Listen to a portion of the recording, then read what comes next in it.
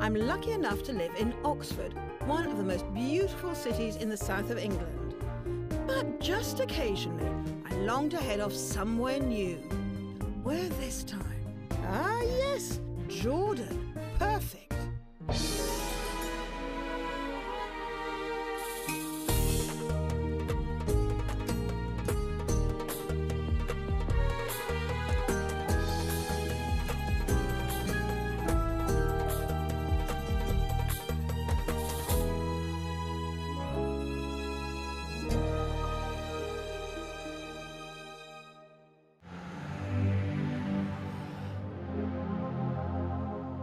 Today, Hanan and I had planned a leisurely spot of sightseeing in the north of Jordan. The ancient city of Jerash beckoned, and all was going according to plan until Jordan's normally helpful tourist police took an implacable dislike to our filming permit. No video cameras, no sound recording, no nothing. Undaunted, we came up with a cracking idea. Our very own Wish You Were Here Happy Snap album. Jerash is one of the best preserved Roman cities outside Italy and has been dubbed the Pompeii of the East, despite the lack of volcanoes and the fact that it is actually Greek in origin. Still, the Romans bowled in 63 BC and made it their own. The ruins are truly remarkable. This triumphal arch is Hadrian's Gate, built in 129 AD in honour of Emperor Hadrian's visit to the city. Adjacent to the gate is the Hippodrome, where Romans gathered to watch horse-drawn chariot racing, ably recreated here for your edification by Hanan and I. Just a short trot down the Cardo Maximus, we stumble into the massive Oval Forum. A place of sacrifice to Zeus, or just a fancy marketplace? The vote is still out on this one. At the northernmost point of the city is this beautifully preserved theatre, where Hanan and I let rip our inner thespians. Thunderous applause. Thank you, thank you. Well, the Romans didn't have film permits back in the city's heyday, and it turns out that we didn't really need one today. The mighty ruins of Jerash speak for themselves. Travelling west of Jerash, Hanan and I arrive in the biblical city of Andra, where we're visiting a place of miracles, the Church of Our Lady of the Mount. This intimate religious sanctuary in the back streets of the town has become a modern pilgrimage site. Opening onto the courtyard are two churches, one housing a now famous shrine. But perhaps the biggest miracle of all is the joyful orphanage and school housed around the holy centre. Hanan and I begin our tour in the sanctuary's original church that also doubled as the orphanage's first classroom. Padre Hugo Alanis is our guide. 100 years ago, a priest came from Italy, Father Angelo Foresto. He built this place to remember this fact. Yes, when Jesus Christ passed through Angera, he was coming from Galilee, yes, to Jerash or Philadelphia, and according to the tradition, he slept in a cave, yes, with the disciples. This picture, remember this fact, yes? When Jesus Christ came here to this island. How wonderful. Every wall is alive with exuberant, colourful paintings, and most breathtaking of all are those in the parish church. Italian artist, Fernando Michelini, he made this painting, the Holy Family. Yes, as that's St. Joseph teaching young Jesus. And this is a part of the sacrifice, yes? Beautiful. Along with its ancient biblical history and vibrant artworks, Our Lady of the Mount has seen its fair share of miracles, and Padre Hugo was keen to show Hanan and I where they took place. Oh, how tremendous. So this is, yes, the statue of the Virgin Mary, Our Lady of the Mount. Originally carved in Italy, this serene statue of the Virgin Mary was discovered in Jerusalem by Father Yusef Nimat, who carried it triumphantly back to the parish. When he put the statue here in the new church, began to happen many things, strange things. So what kind of strange things? Many people was with cancer, for example, they recovered their health when they came here and asked a grace. Yes, in front of the statue of the Virgin Mary. It's not the statue who make the miracles, we know that. It's God through different things, yes, different ways. Am I right in thinking that a few years ago you had quite a special miracle here as well. On 6 May 2010, one of our sisters, she was cleaning here the shrine with another 4 girls, and they saw the statue began to cry, yes, 2 red tears. No. Yes. The Bishop Salim Sayeh asked some priests to form a commission to study this fact. They came here and they examined these tears, and it was human tears. There are not human explanations to talk about that. That's very strange. Isn't it? Miracles and tears of blood aside, the shrine also features these huge golden icons. English iconographer Ian Knowles has spent nearly 3 years here, lovingly designing and creating the icons, having first restored the miraculous Virgin herself. The icons feature a mixture of Arabic and Catholic symbols designed to reflect the mission's orphanage and school, which cares for and educates both Muslim and Catholic children. When Hanan and I go to visit the children, they're busy having lunch, tucking eagerly into a dish called Mokuba. I've not come across this before, so Hanan offers to show me how it's made.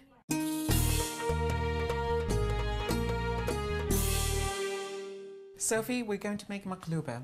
The word Mokuba means upside down, so basically this is a turnover dish. So you've got lamb, rice, and varieties of different vegetables, and they're all topped up with pine nuts. Mokuba just absorbs spices. So you've got cinnamon, allspice, dukkha, cumin, and coriander. We start by slicing a couple of onions and the lamb. Tell me about Mokuba. I mean, it's something that we saw at the orphanage, and they're eating it there, but that looked kind of different. That's somehow. a vegetarian version. Lamb is really expensive these days. That's why you have varieties of different versions of Mokuba. Nowadays it's mostly made with chicken rather than lamb. Mokuba is a family dish, really. You can't really make it in small quantities. It has to be large quantities. With the onions and lamb done, it's my job to crush the garlic, while Hanan prepares the stock. I'm going to need some tomato puree, pomegranate molasses, and some water, please. Oh, that's heavy. Decent. Okay. It's a lot easier to mix this in a small bowl, so I'm going to add roughly a good-sized teaspoon. I do like the good-sized teaspoons. Now Hanan adds a splash of water and stirs. So now that it's blended well, we're going to pour it into the big bowl. OK, will that do? That looks good. With the first clutch of ingredients prepared, we dive over to the hob where Hanan fries the onion and garlic in olive oil until tender, and then she adds the lamb. Once it has coloured, she sprinkles in the spices: dukkha, cinnamon, allspice, cumin, and coriander. A dash of water and a quick stir, then a generous seasoning of salt and pepper. A few minutes more, then the mixture is scraped into a larger saucepan and the stock is poured in. While we wait for that to cook, Hanan and I turn to the vegetables that will be layered into the Mokuba. At the bottom of the pan will be a layer of sliced tomatoes that will take the brunt of the heat, preventing the rest of the dish from scorching. This is fascinating. So where does the rice come into all of this? The rice is right at the end. Right at the end. Really? Yeah. So you put all your stuff in and then your rice on top? Yeah. We slice the tomatoes, peppers and aubergines and break the cauliflower into small florets, then fry each vegetable individually. It's a real labour of love. You can see why it's mainly made for large families with many hands to help. All done, and the stock's ready too. I'm going to stand back. Yes, please. I'll eat that just like that. Bit of bread. The stock is strained to separate meat and liquid. All the elements are ready now, so Hanan can start putting the dish together. First up, our protective layer of tomatoes, followed by the tender lamb. Next, the aubergines, then the peppers, cauliflower, and finally the rice, which is firmly smoothed down to create the base of the dish. Next, a little coriander and cumin, and finally, enough of that lovely stock to come up to the level of the rice. Lid on and back onto the heat for around 40 minutes until the rice is cooked. Is this it? This is it. Let's try. Oh, that looks good. And it smells amazing. So you're feeling nervous right now then? Right. 1, 2, 3. This is a terrible time to have people watching you, really, isn't it? Right. Got a lot of patience. Yes! Thank God for that. But you're right, the tomatoes they've just scorched a little bit. Yeah, that's Would you leave fine. them That's, there? yeah, Yes. absolutely. Don't forget the pine nuts. And to go with our Mokuba, we have a fresh tomato and cucumber salad and a bowl of strange yogurt with garlic, mint and cucumber. This is so delicious. It's a really interesting dish because you have a lot of different flavours happening within it. You've got the vegetables, which are very tender, the lamb, so it's got meaty, and the soft rice, and then alongside that, the cool, creamy, garlicky yogurt. Very, very delicious. With my education completed, Hanan and I get back on the road and head for Ajloun. Glaring down over the village and the Jordan Valley is the imposing windswept castle. Ajloun Castle was built in 1184 AD by the nephew of the great Muslim leader Saladin to protect the development of valuable local iron mines and deter crusaders. Ibrahim Smadi spent much of his life excavating here, and there's no one better qualified to show us around. This town had been built under the supervision and by orders of the king 900 BC. Wow. Jesus steps also over these mountains here. We discovered that over his steps, the Roman Byzantine, they built 12 churches between each one and each another, 12 kilometers, the distance that a human being can walk a day. The castle built over one of these churches. Really? So it is not story or something to narrate to you. Jesus came to the top of this mountain one day. Fantastic. That is quite a weird thought, isn't it? The castle was part of a communication route between South Jordan and Syria. In the dead of night, beacons were lit on its ramparts to pass on signals to neighbouring forts.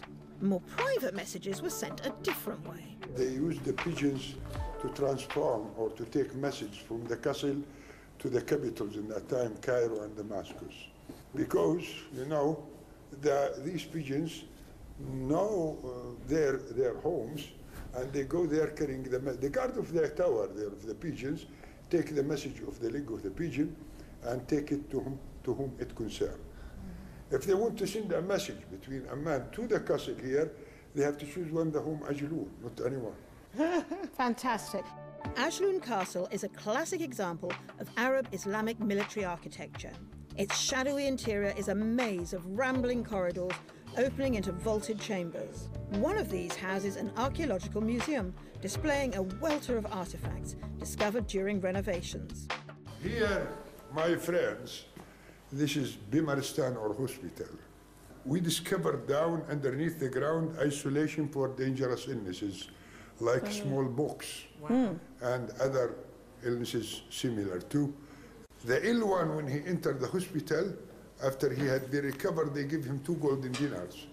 You know why? Why? Because they are unable to work.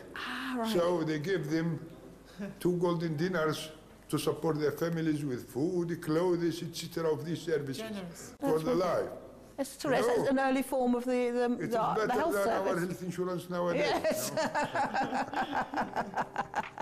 Ibrahim leads us to the very top of the castle to take in the magnificent views of the Jordan Valley and points out our surroundings. Turkey, northeast, back here to the east, Iraq, and to the south here, Saudi Arabia and the Gulf states. Yeah. So we are in the middle here, you know. Amazing spot. This is an incredible spot, isn't it? Ajloun Castle is surrounded by pine forests and olive trees. Olive oil has always had a multitude of uses. In Roman times, it was used cosmetically, and that's still the case today. Hanan knows a little workshop just a few miles away where they transform humble olive oil into not chocolate nor fudge. This is pure, naturally perfumed soap, made from the village-grown olive oil. And this is the Orjan soap house. Set up by the Royal Society for Nature Conservation, the soap house provides much-needed employment for local women who handcraft all manner of sweet-scented olive oil-based products. The soap is sold throughout Jordan, as well as in the pocket-sized shop on site. Visitors are a welcome distraction, and we're soon learning the ins and outs of making soap. Our teacher is the irrepressible Rima, who shows off the cooperative's bountiful herb garden. We begin our education with a whiff of geranium. Geranium. Oh, isn't that beautiful? It's very nice. I love that. Love it Geranium with is tea. very good for the mixed skin, and it's very good for the sweet, and for the cooking, and for the tea. I use this when I bake cakes Yes, sometimes. and for the cakes, yeah. Gives a lovely flavour. And this wormwood.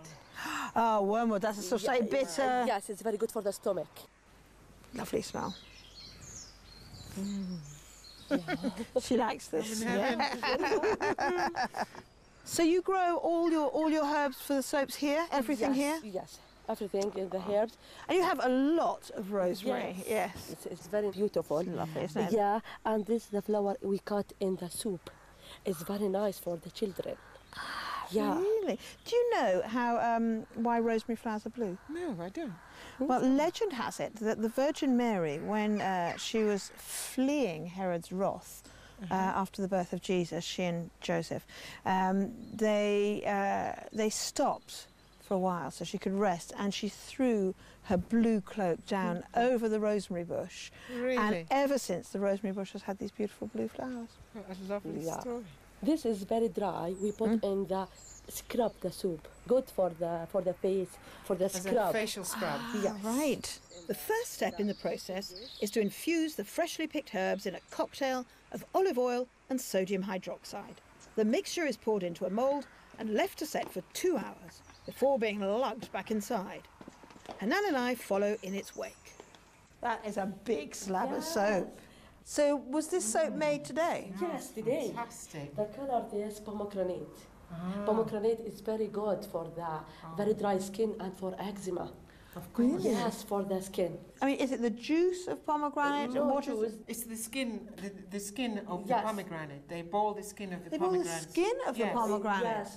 Hanan and I watch as the women steadily measure out and score the pomegranate marbled slab into individual bars of soft soap. Then they swiftly brand each rectangle with a company logo. So that's a little pattern she's putting on? This the stem. This olives and olive leaves. Of course. Yes, it's very nice. Yeah. Very pretty. This in the village in Orjan. It's a fascinating process, isn't it? And just watching these ladies cut it so beautifully. Once the bars of soap are cut out, they're racked up and left to dry for up to 3 weeks. Not a scrap is wasted. The leftover debris is ground up and rolled into bath balls. Now that I've got an idea of how the system works, it's my turn to brandish the tools. Yes, thank you. Oh, Yeah. Yeah. It's very nice. Yes, this, yeah, yeah, yeah. Again, yeah. heavy. I didn't realise how heavy this is. Oh, it's lovely. It feels so smooth when you push through it. Yes. And then Yeah. I'm going to go make soap all day. Yeah. Yeah. Good. Very nice. It's a bit wonky. I need a little practice, I think. But look at that. That's my bar of soap that I made all by myself, almost. So thank you very much for showing us around. Thank you. Well done. And with that small achievement under my belt, Hanan insists that it's time to take our leave, as we have a pressing appointment in the kitchen of one of the finest local restaurants.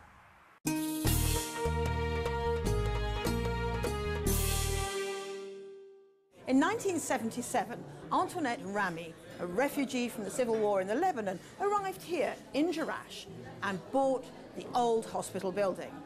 She then transformed it into the Lebanese House, a restaurant that sells some of the best Lebanese food in Jordan.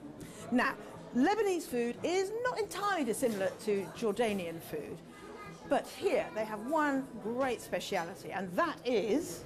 Kibbeh Neyyah. What is Kibbeh Neyyah? Kibbeh Neyyah is primarily fresh raw meat and lots of spices. So raw meat, it's kind of like a steak tartare, really. Yes, the very Lebanese similar. answer. Except it's the lamb version.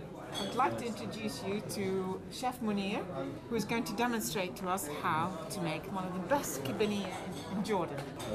Okay, take it away. This is fresh lamb. Is it a leg of lamb? Isn't Leg it? of lamb. He removes most of the fat from it, and he also removes the muscles, so that Oh, it's the sinews, yes. So that's just very, very tender leg Very, meat. very And I notice he's got a bit of the fat there, so he does want a bit of the fat a in it. little bit of fat, yes. Chef Munir adds chopped onion, red pepper, lemon peel and mint to the meat. So you mix it really well, and then it goes straight into the mincer. See how The red's coming through, isn't Yes. it? Yeah, you can really see that. That looks good. And so he's sort of kneading it together. Yes, to soften it up. Now, this is brown cracked wheat. Ah. And then Cumin, This one, pepper. black pepper. Yes. This is Lebanese 7 spice. It's called baharat in Arabic. Chef Munir adds ice to the meat to keep it cool as he runs it through the mincer again. We added the spices, so you want to make sure that the spices are well and truly mixed in. Chef Munir whizzes the spiced lamb one last time in a food processor to make sure that the mixture is silky smooth. See how smooth it is? Yeah. So is it done? It's done. Hooray! Chefs across the world take enormous pride in the artful presentation of their food, and Chef Munir is no exception. The lamb, which frankly doesn't look too attractive at first, is about to get the ultimate makeover. That's pretty. He's done that before, hasn't he? Yes, I think so. Of course, not complete without olive oil. I was worried that there appeared to be no olive oil in it. Food is ready now. Oh, we get to try it, do we? It looks glorious. Good. Yum. That is delicious. It's lovely. It's very, very different to steak tartare. It's got a lovely knobbliness from the cracked wheat. Yes. And then you have all those herbs and spices, very subtle actually, just dancing and tiptoeing through. Lovely. And the meat itself, creamy, smooth, really very, very good. Excellent. Shukran. Shukran, Chef Munir. And I'm going to have a bit more.